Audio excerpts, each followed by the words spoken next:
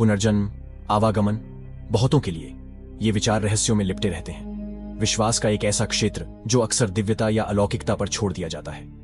लेकिन कभी कभी वास्तविकता ऐसी कहानियां प्रस्तुत करती है जो मिथक और सत्य के बीच की रेखा को धुंधला कर देती है। ऐसी कहानियां जो हमारे जीवन और मृत्यु के बारे में समझ को चुनौती देती हैं। ये कहानी है शांति देवी की, दिल्ली की एक छोटी बच्ची की, जिनकी पुनर्जन्म की कहानी ने पूरे देश को हिलाकर रख दिया और दुनिया भर के मनों को आकर्षित किया। शांति देवी का जन्म 1926 में दिल्ली में हुआ था। सभी के अनुसार वह एक सामान्य बच्ची थी, लेकिन जब उसने बोलना शुरू किया तो उसके परिवार ने कुछ असामान्य देखा। वह ऐसे स्थानों, लोगों और अनुभवों के बारे में बोलती थी जो एक छोटी बच्ची की समझ से परे थे। जल्द ही उसने यह कहना शुरू कर दिया कि दिल्ली उसका असली घर नहीं है, बल्कि वह मथुरा की रहने वाली है और उसका नाम शांति नहीं बल्कि लुगदी है। उसका परिवार हैरान था। पहले उन्होंने इसे बच्चे की कल्पना समझकर अनदेखा कर दिया, लेकिन मथुरा के बारे में शांति की जानकारी और भी अधिक सटीक होती चली गई। उसने एक पिछले जीवन का वर्णन किया, एक पति का जिक्र किया और मथुरा में एक घर का पूरा विवरण दिया जहां उसने रहने का दावा किया।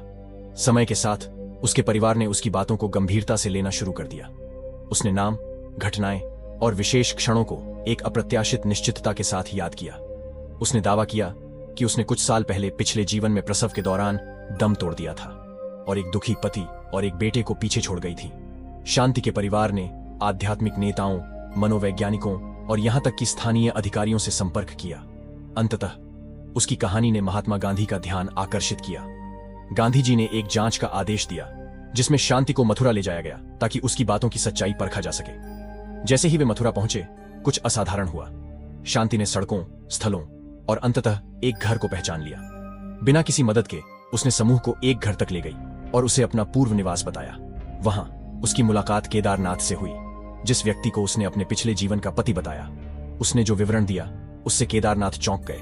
वह निजी यादें, उनके साथ बिताए गए अंतरंग पलों और यहां तक कि ऐसे रहस्य जानती थी जो केवल केदारनाथ और उनकी दिवंगत पत्नी लुगदी ही जानते थे। जैसे ही वह घर में चली, उसने छुपी हुई अलमारियों और कमरों में विशेष व्यवस्था का उल्लेख किया। उसकी कहानी ने सभी को चकित कर दिया।